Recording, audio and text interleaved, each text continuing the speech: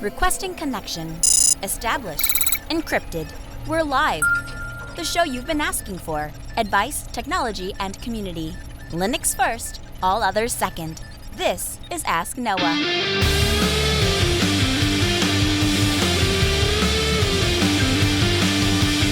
Live from Altispeed Technologies, the Ask Noah show starts right now. This is the show where we came to do all the things on Linux they said couldn't be done and take your questions on how to do the same. The phone lines are open this hour. To be a part of the program, it is a free call. 1-855-450-NOAH. That's 1-855-450-6624, or send an email to live@asknoahshow.com. My name is Noah Chalaya. I am your host. Delighted to be here with you as another episode of the Ask Noah show kicks off this hour. Joining me, my co-host, Mr. Steve Evans. Welcome in, sir. Good evening, Noah. Sometimes there are just many things that happen in between shows. You ever feel like that? I do. You've had some technical opportunities. Sure, we'll go with that. But I mean, we all encounter these sorts of things, and they're just sometimes it's just you have to sigh and move on, especially when it's not you that's experiencing it, but a family member that you're supporting. So, and of course, you're not the one that finds the problems. Somebody else is reporting it, and that just adds to the additional complication of the situation. What'd you call that? Family quality assurance testing? Yeah, something like that. So as people who have been listening to the show know, I've been having some Wi-Fi issues, and Noah has come down a couple times to try and sort it out. And the last time that Noah came down, we made a bunch of changes, and he went through and changed channels and brought his Spectrum analyzer and looked at all the things. And now everything works perfectly, and you haven't had any problems since, right? Yeah, we'll say that. Sometimes it's the issue of the last thing that caused you a problem ends up being the thing that causes all the problems. So if you've ever been at work and, you tell everybody that there's going to be a maintenance window, and then something happens the next day, then it's obviously what happened in the maintenance window that caused it. Or you hit your finger with a hammer, and so then everything that you do is related to the fact that you've hit your finger with the hammer because you couldn't hold things properly, or, whatever. Obviously. Because that's how things roll. Yes. So through Legacy, we've got a bunch of computers scattered around the house that have had old printer setups, and some of them were using like the socket for the wireless printer, and some of them were using JetDirect and stuff like that. And I found that in the last week or so, anything that was not using IPP just refused to print. Like if you went into cups, the printer would actually give you like the printer is unavailable, and then some error message similar to that. And the solution was to remove that printer and add in the printer via IPP. But super annoying, because it's not me, of course. I hear my wife sighing beside me as I'm on the call, and I'm thinking, oh no, what's going wrong now? And she's walking in and out of the office because our computers are together. And she walks in and out of the office multiple times, and she's sighing, and she's obviously frustrated. I'm like, of course. So she often finds most of the problems as they happen, and it was no exception here. Has she considered a career in QA? Right? Maybe the structure would actually make her less effective. You have to find problems. Now I can't find them. They're gone. I don't know where they are. Yeah. Okay, so that's problem number one, but you also struggled with a new problem, and this I think is interesting, not because of the problem itself, but how you chose to go about solving it. So we talked about how I migrated my Nextcloud VM from, it was on Ubuntu 2004, and just to keep everything kind of the same as best I could, I created a new VM, Ubuntu 2404, and migrated everything over. I kept the same version of PHP. I have the same thing in terms of like I literally lifted and shifted my Apache config. Like all the things were the same down to the version in the point release of PHP, because on 2004 I was using a PPA in order to get a newer version of PHP. And I have noticed that over the last couple of weeks, the Ubuntu box stops serving web traffic. I can SSH in, the box seems to respond fine. However, when you go to top, you see a high load average. And I started stopping and starting services. I've got a container on there for Collabra, and I turned it off, and I'm doing all these things. I finally tracked it down to PHP FPM, and it just restarting the service does not fix the problem. You actually have to turn it off and wait. And after, 30 seconds, you start to see the load average drop. And if you turn it on before the load average has dropped completely back to normal, it goes back up. So I kind of went, this is kind of annoying. And my solution to this was I put a cron job to reboot the VM every night at 9 or at midnight or something like that. Yeah. See, just because I don't care. So, okay, here's the part I don't get. I absolutely get cowboying solutions. I do it all the time. The last thing I feel like, I've said this on the program before, the last thing I feel like doing after I get done being paid to fix people's computer problems all day is to come home and fix computer problems all day. It's just not my thing. But, so I'm all on board with just, you know what, now it's not a problem, it's out of my way. But that doesn't strike me as your typical modus operandi, Steve. Typically, you're the person that wants to understand everything down to the detailed level for knowledge's sake. But Steve, it doesn't matter why that thing is crashing. You just restart the thing and it'll come back and then it'll work and then you can carry on with your data. You don't need to know. It won't affect you. It's not going. But I need to know because knowledge for knowledge's sake. So my question to you, Steve, how do you make the distinction between when you're going to dig down to just build containers from scratch because you want to know how to do it and you want to know how they work, and how do you get to just, you know what, send it, cron job, we're done, moving on? Good question. Sometimes it just depends on the level of effort to try and fix it, and sometimes it's the amount of pain that the thing is causing me versus the trade-off, right? In this case, it wasn't causing me a ton of pain. It was random, right? So sometimes it would be a day, sometimes it'd be several days before it would lock up. And so I want the thing to be working. I know what is broken, but when I went through the regular troubleshooting of like, is there anything in the logs? All those sorts of things, I thought, I don't really want to be a PHP expert. I don't care enough about this to try and debug what's happening in PHP, because at least superficially, that is 100% where the problem is. So notwithstanding that, I kind of just went, well, it's not causing me a ton of issue. It's not like we're syncing at midnight anyway. So if I bounce the box and it takes 2 minutes to come back up, no big deal. So that's kind of how I came down on this one. Let's do the feedback. Our first email comes in from Baker. Baker writes in and says, "Hi guys, I love your show. I heard your comments on Arch during the distro hopping talk and it got me thinking. I've always assumed that Arch was a YouTuber's Linux, meaning a hobby or a toy. I skipped Arch and I've been debating on tackling SE Linux to become a proper Fedora user. Being that I'm a welder by trade and play with tech for fun, I'd love to hear more about Arch from you two.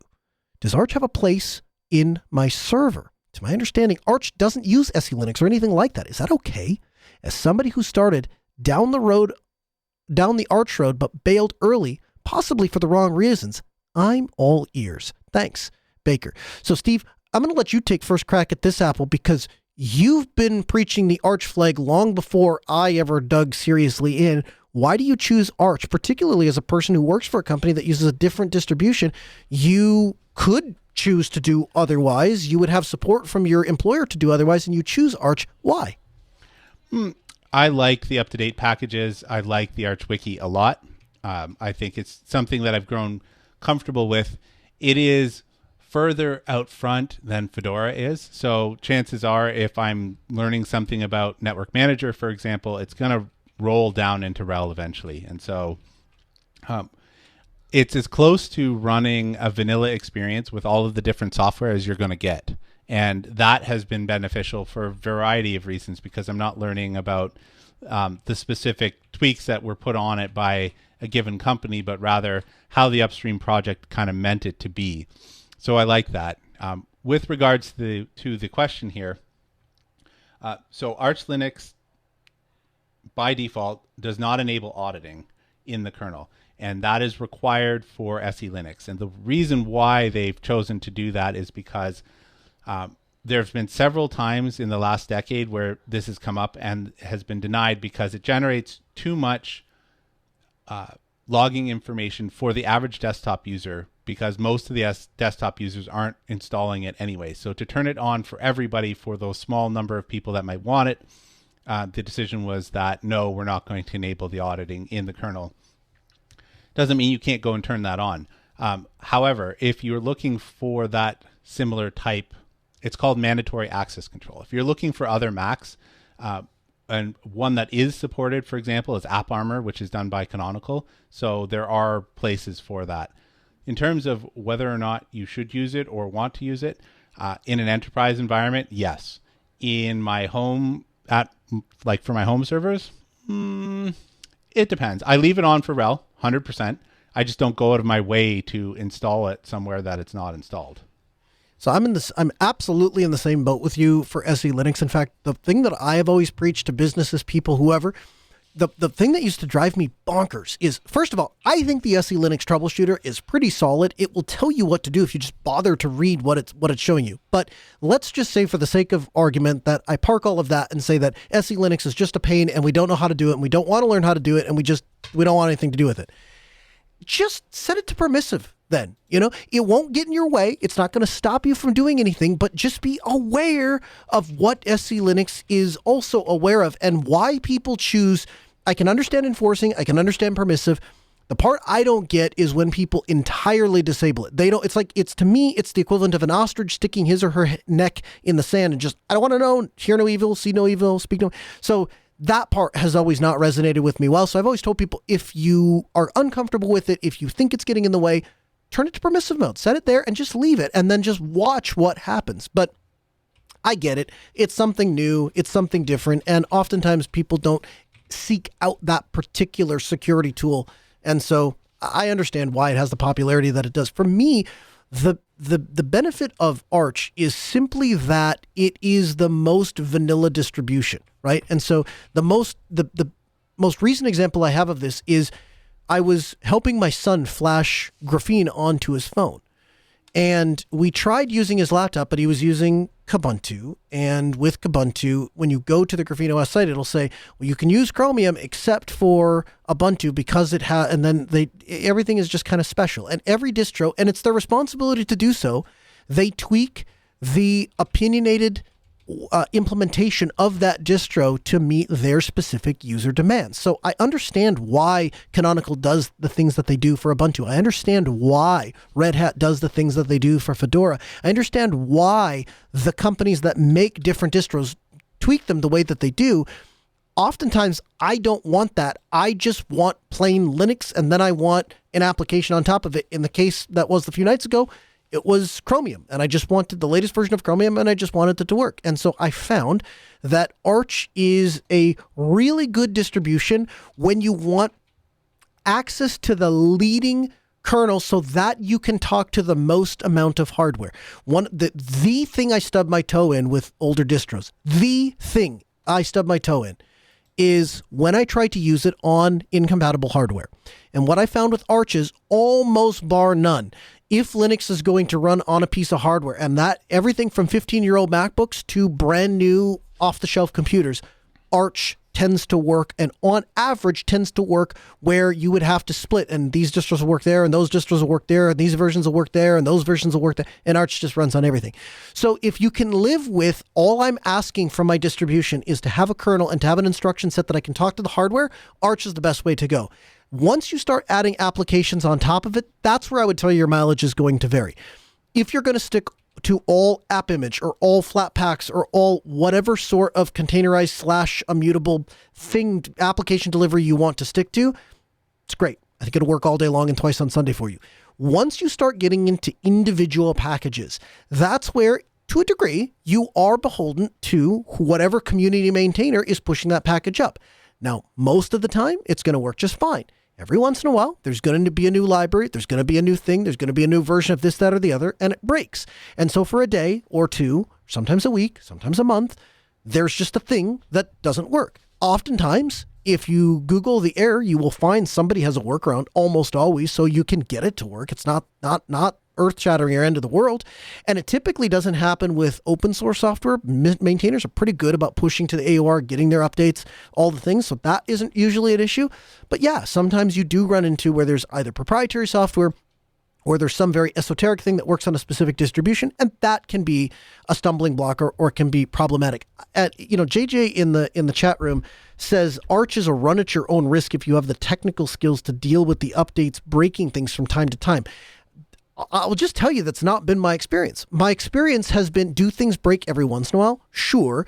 But in general, my experience is not that things break from time to time. My experience is things work and are often fixed faster time to time in Arch, more so than I find with other distros. Does that resonate with you at all, Steve?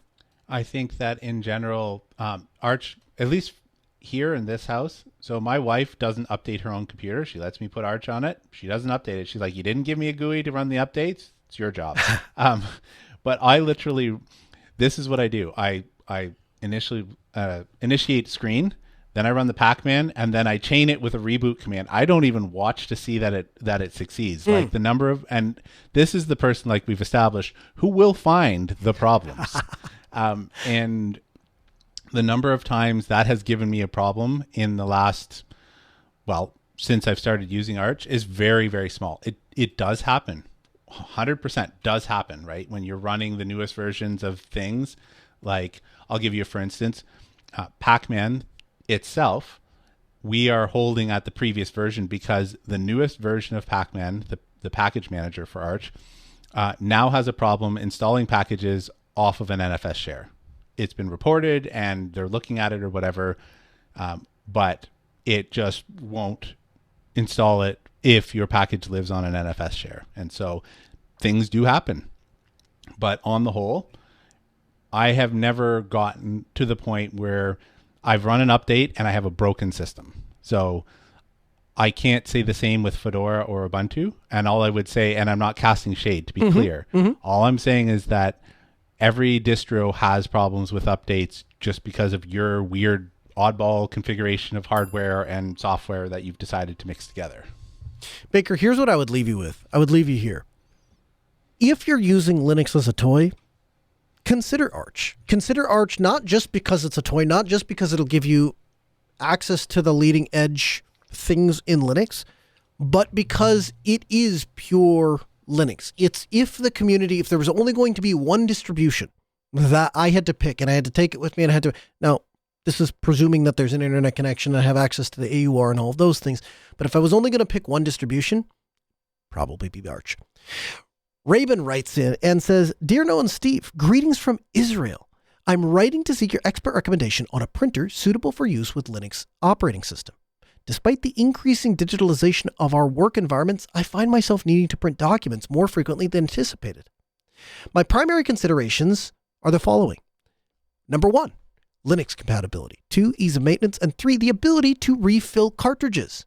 While HP has historically provided good Linux support, recent company policies have led me to explore other alternatives. I'm particularly interested in printers that allow for user refillable cartridges and no restriction on third-party cartridges, absent chip locks.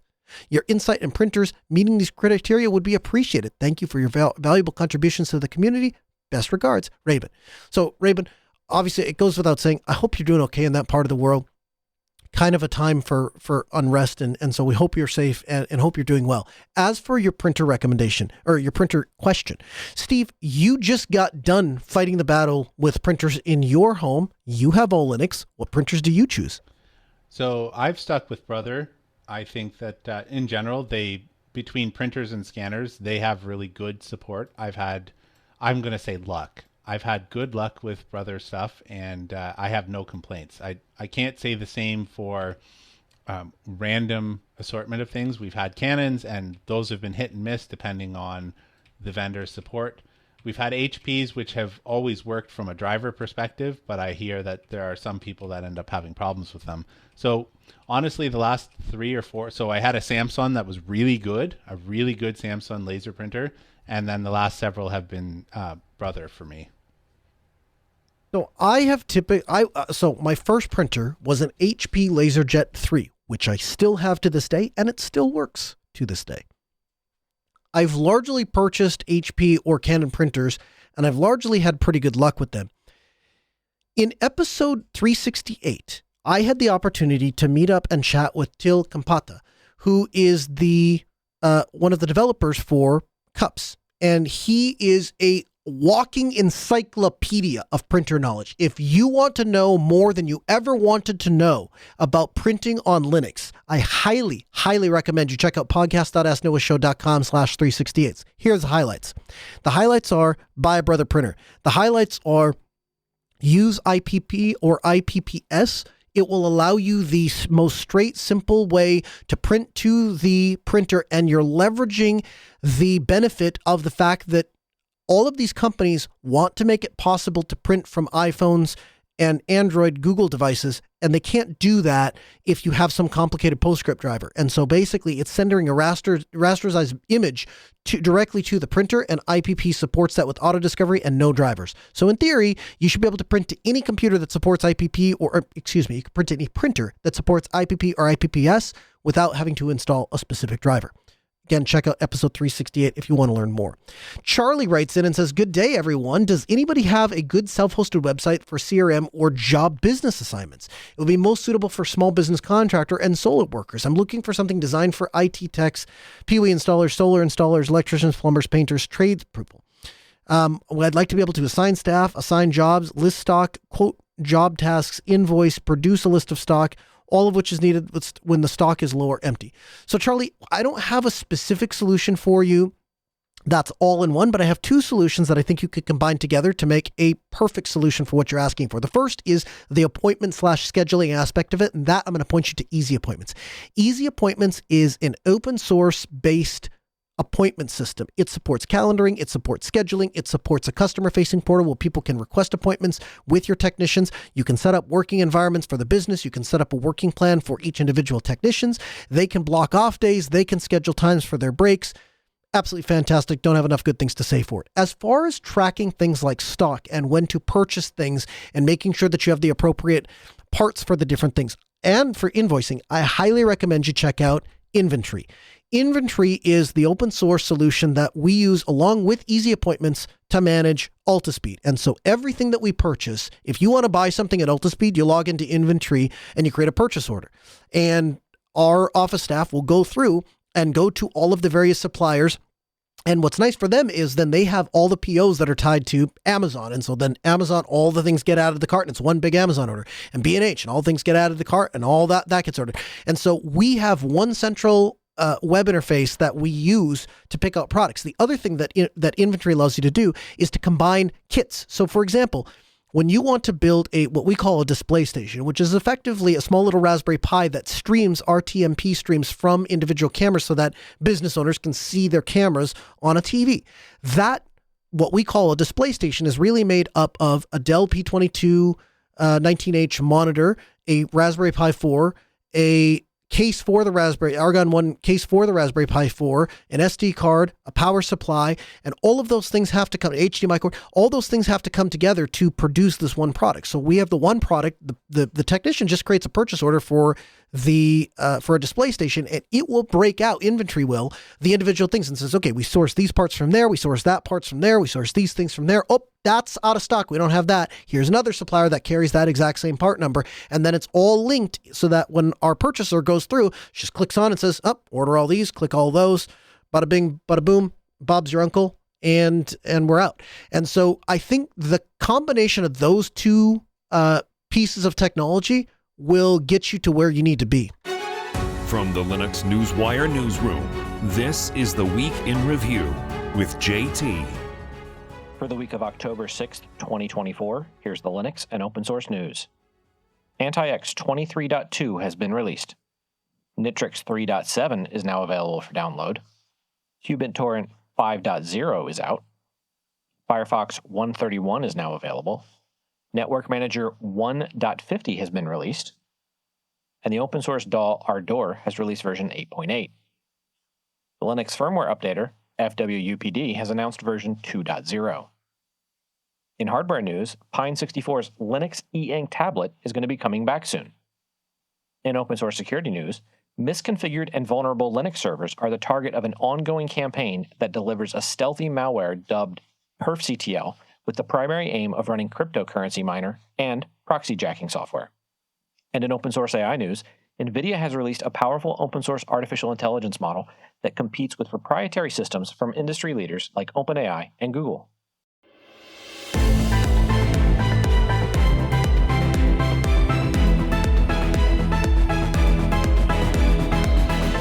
Aaron Prisk. He is a community engineer, and Jason Nucciarone, a chair for the Ubuntu Summit this year. Gentlemen, welcome back to the Ask Noah Show. Thanks for having us, Noah. Yeah, thanks for having us.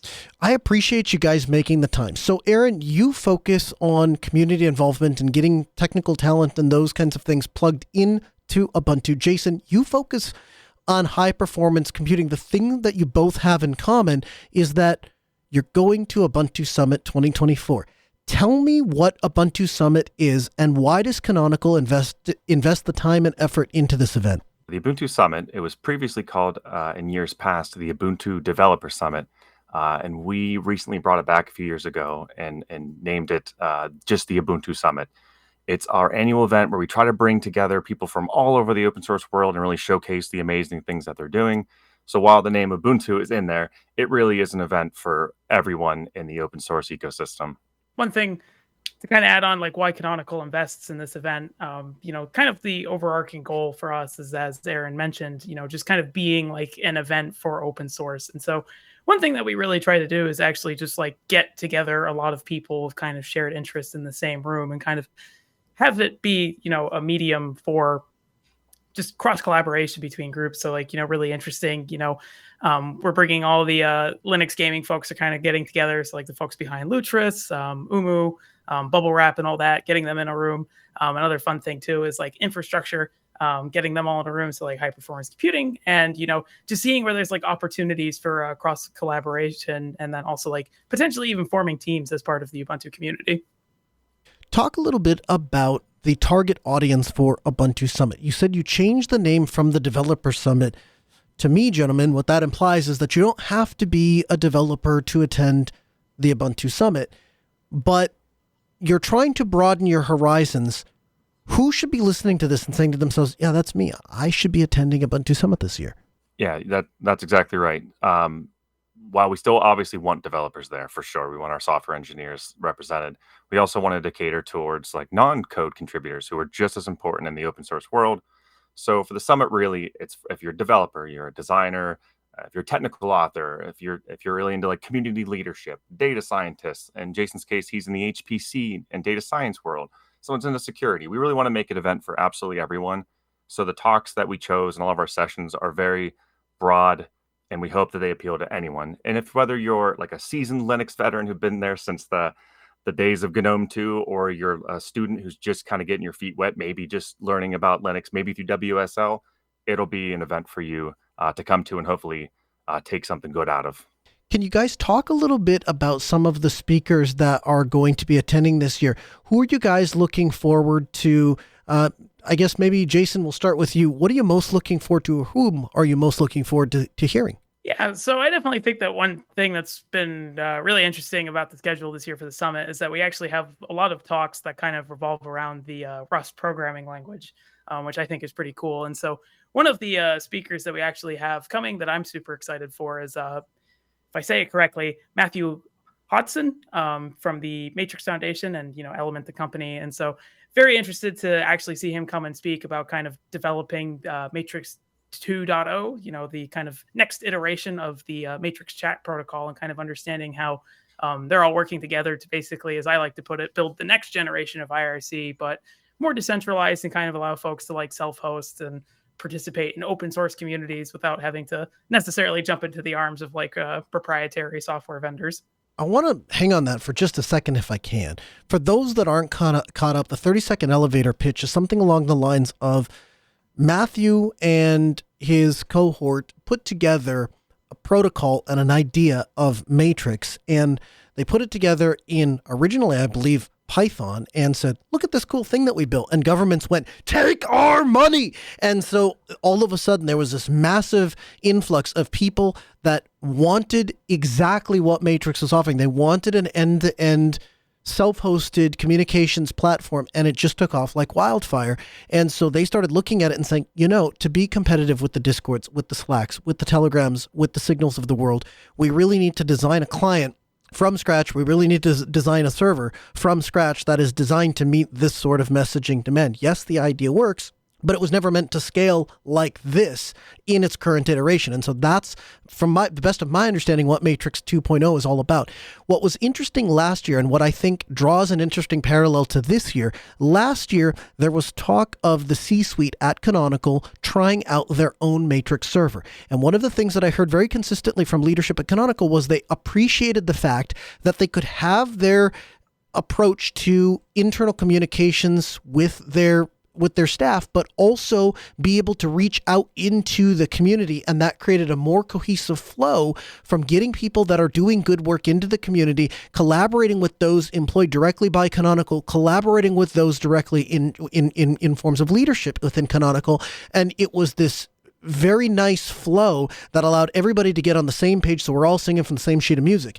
And so I would say Canonical chose to get into that boat early days in Matrix, when we are still very much at the precipice of figuring out a lot of these problems. You both are using Matrix for your community collaboration. It's indeed how we put together this interview. Can you talk a little bit about how that's going from Canonical's perspective? We've seen some really great adoption of Matrix so far in our testing. It started off very, very small, just like internal. We expanded that to Ubuntu members, and then that ended up being the greater community. And it took off like wildfire.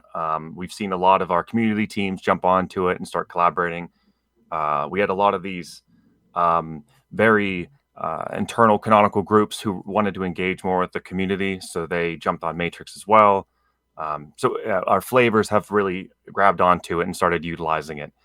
Something else that's really nice is we've seen it's an opportunity also for us, Canonical, the Ubuntu community, to also contribute upstream to Matrix and Element itself. As we identify problems, we can also, push those fixes up. So it'll help the greater open source community as a whole.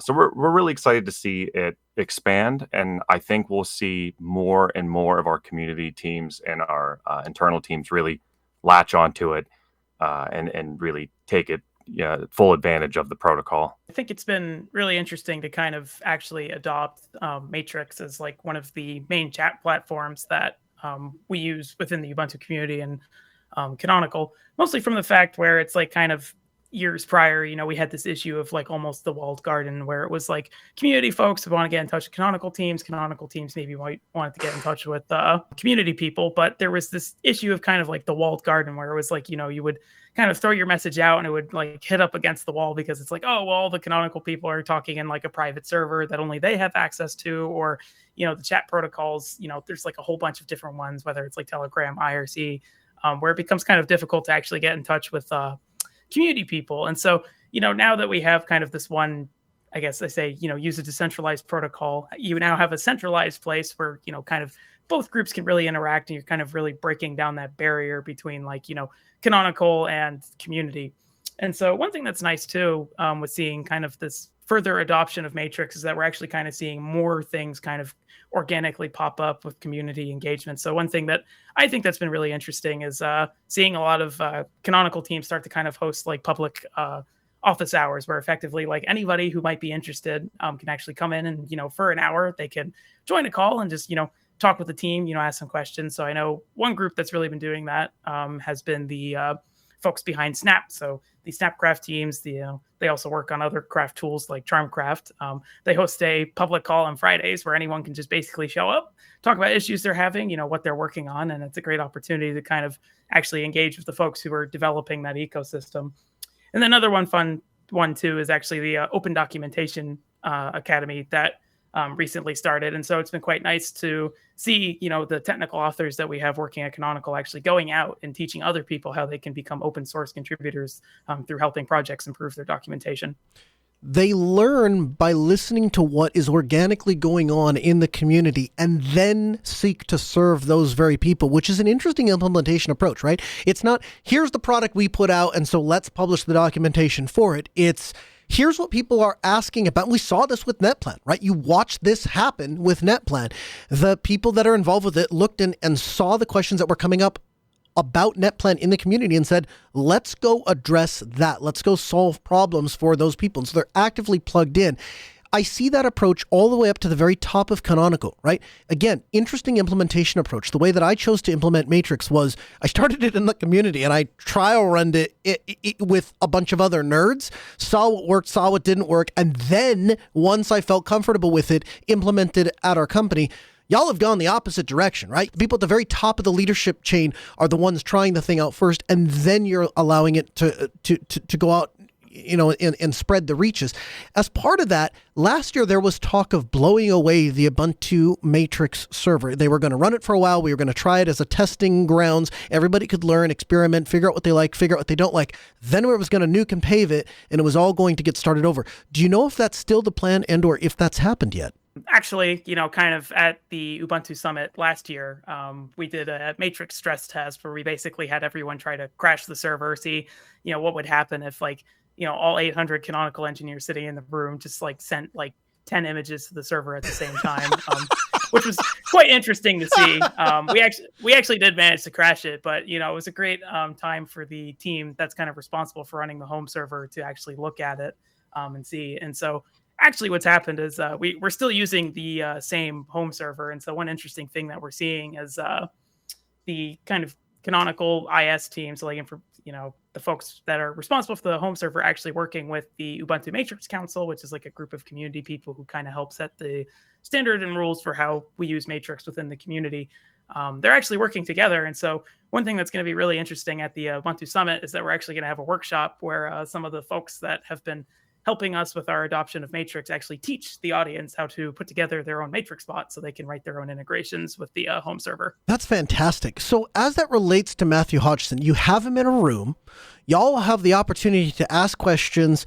What are you most hoping to come away with? Is it a talk that he's giving? Is it, you talked a little bit about the Matrix 2.0. Are there some implementation things, implementation questions, operation questions, server management questions? Are there things that we've struggled with in the Canonical/Ubuntu community that we might be able to get some answers with Matthew in the room as a fellow nerd? I think it would be a good opportunity, as Jason mentioned, for our IS folks to sit down and really talk about the nuts and bolts of Matrix and maybe some of the issues that they've run into. I know there has been discussions around building really solid and powerful moderation tools for Matrix. How can we do that? And as I said earlier, how we can help contribute to the upstream, right? So it's not just the Ubuntu community benefits, but the entire open source world. I'm excited to see whenever we get Matthew and then we lock him into a room with our Matrix Council, and they're not allowed to leave until we reach Matrix 3.0. But it's honestly that's the one thing we really try to do at the summit is we really try to connect our speakers with our workshops, with our community. It's all all connected. Aaron, I know that you are really excited about some nerds you're focused on seeing and excited to see at Summit. What does that look like for you? Oh, definitely. It's a hard choice because there's a lot of really good speakers, but two that come to mind right away. We have David Morin, who's from the Academy Software Foundation. So when you think of the Academy, like Hollywood, that's basically the organization he's with. They're the standards body that ensures that all the open source software that makes pretty much all the Hollywood movies that we function. Which is something I guess people don't think about is the degree in which open source is used to produce these high quality Hollywood movies. And then the other speaker I'm really excited is Carl Rochelle from System 76. Yeah. And they're coming to talk about the Cosmic Desktop, which is a really cool Rust-based desktop that they've been working on for quite some time. And I see some System 76 as brothers. They obviously use Ubuntu at the core. So it's cool to see, how they're innovating on their opinionated desktop. So I'm excited to see how Cosmic looks, and maybe they'll have some cool sneak peeks for us. Aaron, I'm so excited to hear that is your opinion of Cosmic. So to a degree, on one hand, Canonical and System 76 are competitors insofar as you're both making a desktop distribution. However, it is symbiotic, isn't it? Insofar as Canonical just wants to make a really good Linux distribution. Cosmic specifically is a desktop environment tailored for System 76 customers, the people that want to buy a computer that is born to run Linux. They're the kind of people that want something very specific in a desktop environment, and that's the nut that System 76 is looking to crack. So I think it benefits, like all ships will rise as the tide goes up, right? As more people have an easier on-ramp into the Linux ecosystem because they can just purchase a computer preloaded with Linux, and the desktop environment will be designed around the careful, curated experience that System 76 has tailored over decades of working with customers and understanding what their problems and what their pain points are. And what you're telling me is Ubuntu and Canonical at large is willing to support and invite to speak at a conference so that we're all kind of, again, reading from the same sheet of music and skating towards the same goal, as you put it, I think, brothers in arms. Absolutely. And at the end of the day, like Cosmic is a really cool project, and it's going to make its way upstream. Their operating system, again, is based on Ubuntu, and obviously we're based on Debian. So you'll see Cosmic and a lot of the innovations around that work its way the whole way up to Debian. I already saw that they're packaging Cosmic over in the Fedora world. So it really is the rising ships scenario in this case. So no, it's really cool to see how these other folks have their own opinionated ideas on how a desktop should look. And maybe we'll see a Cosmic flavor here in a year or so. Talk a little bit about, if you can, about getting the flavors together. So there are a bunch of, we'll call it decentralized teams that are working often asynchronous hours to try to bring some of the products that everybody loves. And I had the opportunity of meeting a lot of the people that maintain the various different Ubuntu flavors. And it was fascinating to see them all in one room where you could ask some big picture questions and get some big picture real-time feedback from all of the people and their various perspectives. Will that be happening again this year? And can you talk about what the advantage is to those flavors and to Ubuntu as a whole? Absolutely. So the flavors are awesome. So for anyone that's not aware, there's 10 official flavors. These are Ubuntu spins. At their heart, they're still Ubuntu, but it's all like the flavoring that goes on top of Ubuntu. Most of them are desktop environment centric, but we have some use case centric, like Studio and Edge Ubuntu. But they really are, in my view, like innovation factories. They really push like the newer, latest, greatest, where stock Ubuntu might want to be a little more conservative. Those guys are willing to try, whatever just came down the pipe, and ultimately gives users more choice, which is what we really care about. Flavors also are an excellent way for new contributors to come in, and that's a big thing that we run into in the community team, is in the community in general, is how can we contribute to Ubuntu? And we say a great way, honestly, is through the flavors. And that doesn't have to just be, again, software engineers. That can be, we need art and designers. We need technical documentation. Sometimes they need help revising their website. We've connected a lot of really passionate users out there with skills with some of our flavor leads. And what's great is we have these every so many months we have our flavor syncs where myself, my colleague, and all the flavor leads all come together. This actually is open for the public, so anyone's welcome to join and ask questions. We all sit down and talk about flavors, interests, their needs, how we can help them. We'll try to connect them with canonical engineers if they're running into maybe some technical or infrastructure problems. And the same thing, then they'll basically pitch ideas to us. And what we've seen is it's this nice like reciprocal relationship where the flavors make us better, and in turn we can help make them better as well.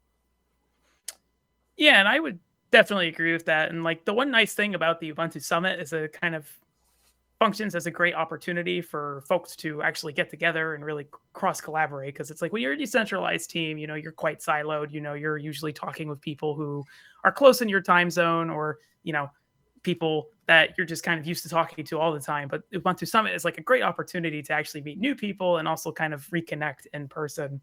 And so one thing that's like really nice about the summit this year is we're actually going to be having one of our flavor syncs in person.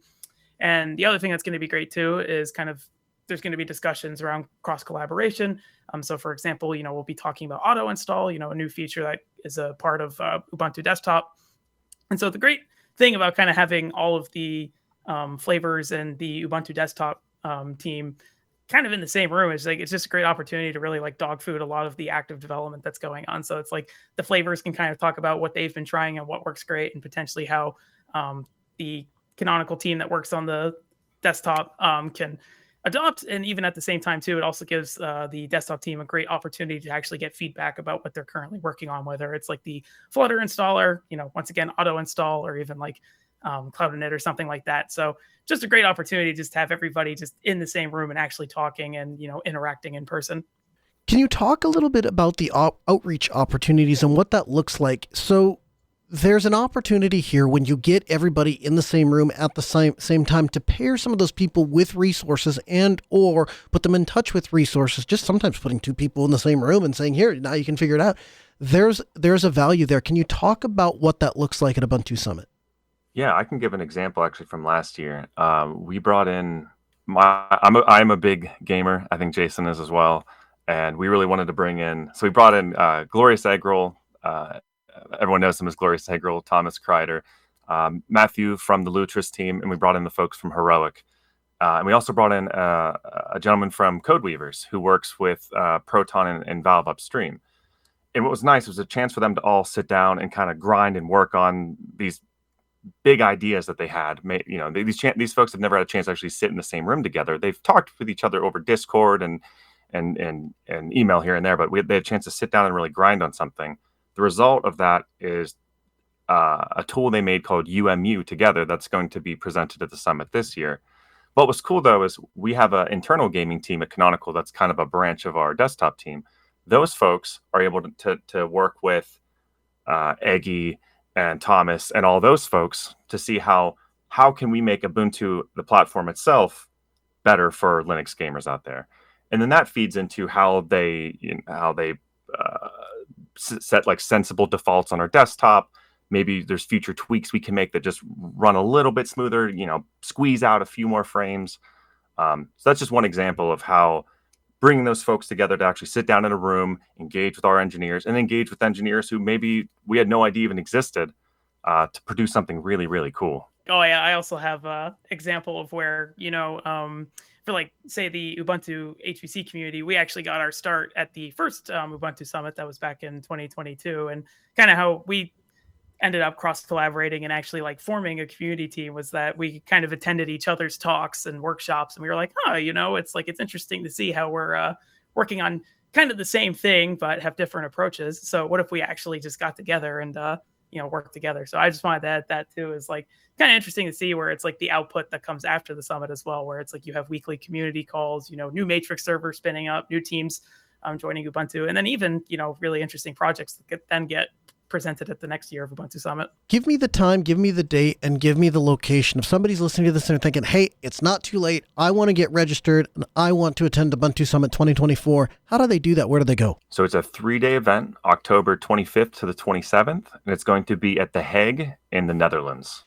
And it's a completely free event. All you need to do is register. So I would ask anyone that's even interested, even if you can't go in person, we're going to live stream the whole thing. And it's a good chance for you to jump on the live stream and ask questions, and we'll try to be responsive. You can go to ubuntu.com/summit, and you can see our list of speakers, our recently published timetable on there, and you can also register in there as well. Aaron Prisk is the community engineer, and Jason Nucciarone, a chair for the Ubuntu Summit 2024. I'll be there. Jason will be there. Aaron will be there. We hope to see you there. You're the only thing missing. Gentlemen, thank you so much for taking the time to join us. We'll get you back in the program soon. Thanks, Noah. Thank you. Valve is officially sponsoring the Arch Linux distro that powers the gaming giant's Steam Deck. According to an email on the Arch Dev public mailing list, the Valve Corporation formally is supporting the Arch Linux project. We're excited to announce that Arch Linux is entering into a direct collaboration with Valve. Valve is generously providing the backing for 2 critical projects that will have a huge impact on the distribution, a build service infrastructure and a secure signing enclave. So, Steve, kind of bringing this full circle back to where we started the program, somebody's out there and they're asking themselves, they're thinking, Arch is really more of a toy.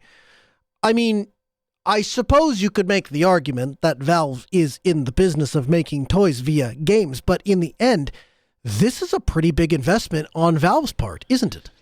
I think it definitely shows that they're heading a specific direction in terms of they like the flexibility that whatever build processes they've put on it have been successful for them, I think. And I think that's ultimately, it's a good showing that they've somehow figured out how to make an immutable system out of Arch that also is flexible enough for them to be able to host their games on. And ultimately, they were hedging against Windows and the Microsoft Store kind of cutting into their profits. And I think, at least so far, that seems to be turning out to be a good bet for them. 100%. And so if you think about it, what the brilliance in this approach is, they get access to that latest kernel that I was talking about. When you want to be able to leverage something new or something exciting that comes down, they get control over that. They have the ability to leverage it. And yet, because of the immutability, they don't really have to worry about people breaking these devices. You can factory reset a Steam Deck, and really the only downside I've found is you need a wired Ethernet connection to sign back into your Steam account. And past that, it's a very easy and approachable thing to do. Now, this interestingly comes on the heels of my foray into immutability and trying to be as reproducible as possible. And Steve, are you familiar with the term imposed handicap? Well, I can infer what that means, but why don't you tell us? Yeah. So for the concept there is, let's say you're doing something with all of the tools available to you. And so let's say if you're cooking a meal, for example, you're using a knife and a spoon and a bowl and a cookie sheet and a pan. If at some point you say, I'm going to try to cook the exact same meal, but I'm only going to use a pan and a fork, and those are the only two tools I'm going to have. Now, it's not that I don't have the other tools. They're still there. It's not that I can't afford them. They're sitting in the kitchen cupboard. I could just take them out. Why do you choose to do that? Well, because if you can cook a meal that ordinarily you would cook with 7 apparatus, and you can do that instead with just 2 devices, now when you have access to the full range of your kitchen equipment, it'll be a walk in the park. And so it makes you better and sharper. And so I tried an imposed handicap on myself this weekend. From about Thursday/Friday-ish, I went the entire weekend without ever touching an installed operating system. Everything I did was, the vast majority was in Tails. And then a little bit of playing with Endless OS on the side, but I wasn't using it. As really more of the kids using that. And the whole idea there was to see if I can really commit to this idea of, I've got all the data in one place. Now, can I access the data? Can I use it without a whole suite of software? And what I found is Tails is it's becoming one of my favorite Linux distros. It comes with a default set of tools. So if you need a text editor, a password manager, the ability to encrypt or decrypt volumes, you want to browse Tor, or you want tools for extracting audio, working with Office documents, Tails has got you in spades. And so you can boot it up and you can instantly get into a working environment to do the vast majority of things, either through a web browser, either through a terminal, or either through an Office suite. And it does all of those things. But additionally, it includes some unique features like the ability to update the key. So you can update the immutable OS on the installed drive, and then it reboots and flashes the new OS to it. You can also clone it so you can make other Tails. You can have Tails babies. And so it's become a really useful tool.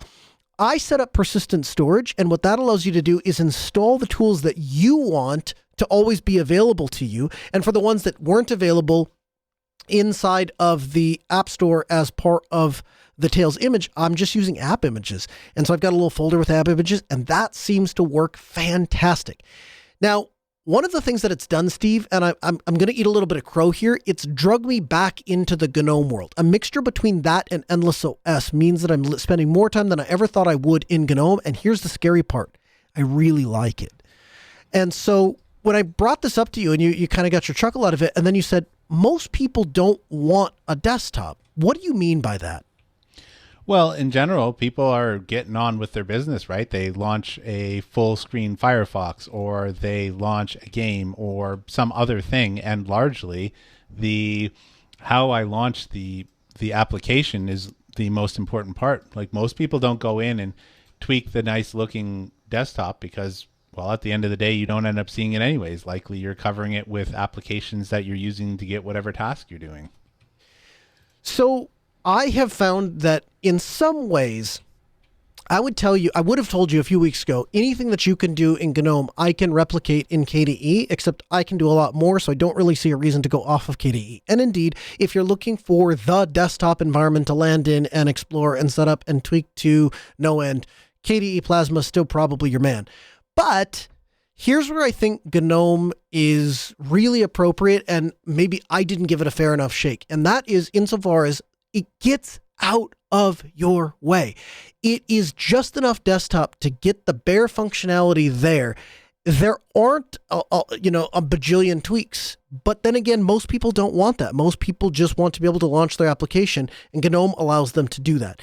And so as I've really started to dig into the immutable lifestyle, as it were, I've landed on a couple of things.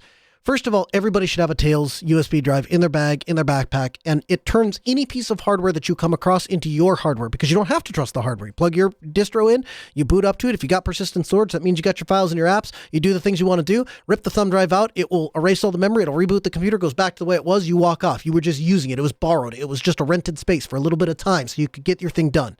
It's great in that way. The other thing that I stumbled into, albeit somewhat accidentally with my kids this week, is, man, I'm really digging Endless OS. So my kids have started to load Endless OS on a bunch of old laptops that we had laying around the house. And here's what I've concluded with Endless. Oftentimes, there are better distros for a particular purpose. So if you have something you're trying to accomplish, you can probably find the quote-unquote ideal distro to get whatever thing you want to get done. But here's what Endless, I think, is going to win in the end. Once you're done with those feature-specific computers, those purpose-specific computers, and you want to retire them, rather than just throwing them on the shelf where they're going to get old and decrepit and outdated, leave it with Endless on there. Even if the Wi-Fi doesn't work, even if it doesn't have drivers anymore, even if it can't do this, that, or the other, you can load their full ISO up, 24 gigabytes or so, and it's got all the software there locally on the machine. And so it turns what would ordinarily be a doorstop back into a functional computer. And so 20 years from now, 30 years from now, whatever it is, when somebody pulls those computers off the shelf, presuming the hardware still functions and it turns on, you're not going to be greeted with a screen that you don't know the password to. You won't be greeted with a list of updates that you can't install packages. It'll be a functional technological device that you can play games, that you can explore, that you can learn, and you can leverage for yourself. Music in our ears means we're out of time. We record every Tuesday, 6 p.m. Central. AskNoahShow.com.